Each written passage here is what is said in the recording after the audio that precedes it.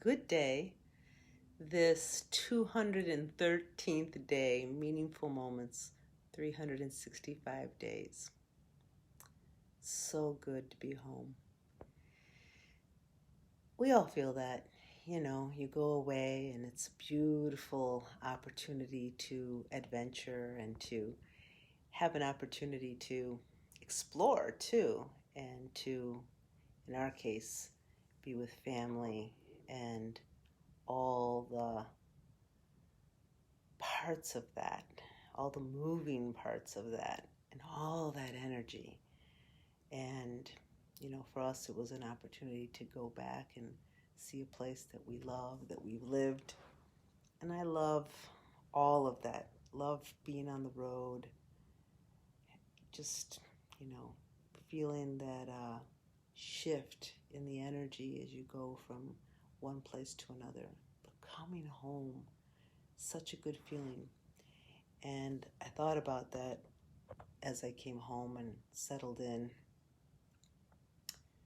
And last night when I was going to sleep, I was aware that where we were staying had a nearby park.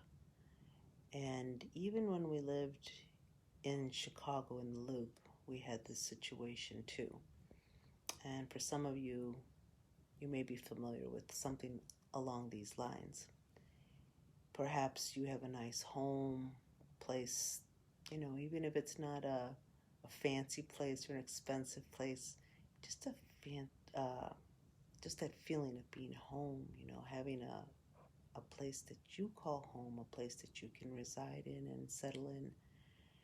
But it was on my mind last night because at that nearby park where we stayed, there was a homeless person that was camped out. And apparently they weren't being shooed away by the police or whatever city officials, security are driving around in those areas. But it was along those lines of someone was not in a home. Someone was out on a park bench. And there's a couple of them. Another one maybe was kind of tenting it out inside some sleeping bags on the ground.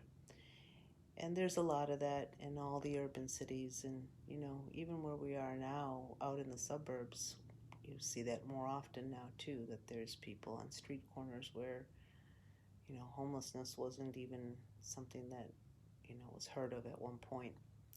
Anyway, saw that this weekend, saw that when I lived in Chicago and, all these nice high-rises and still, knowing that maybe underneath the lower drive or behind in the, alley or the side of the building where there was, maybe some different kinds of equipment, different units of air conditioning or heat or, some kind of mechanical structures or outlying buildings that were kind of connected to the building. In some of the big city high-rises, there were these little, small kind of areas that were cemented in, little walkways, and, it's for the maintenance people, but obviously they're not in use all the time, and it was a way that homeless people could get a little bit of shelter. Same thing underneath some of the drives, and there's so many levels in those different cities, especially in Chicago, that you have those lower drives that have people that find little encampments, make little encampments, things like that. So I was just aware of that last night, and my husband and I talked about that a little bit, and just about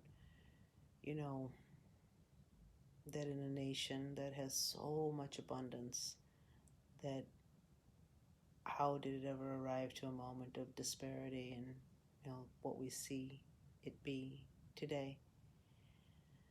So when I go away and come home and land here in my beautiful bed, back home to my kitties, know that there's food in my fridge, all those kinds of things, I'm so thankful to have a place to call home.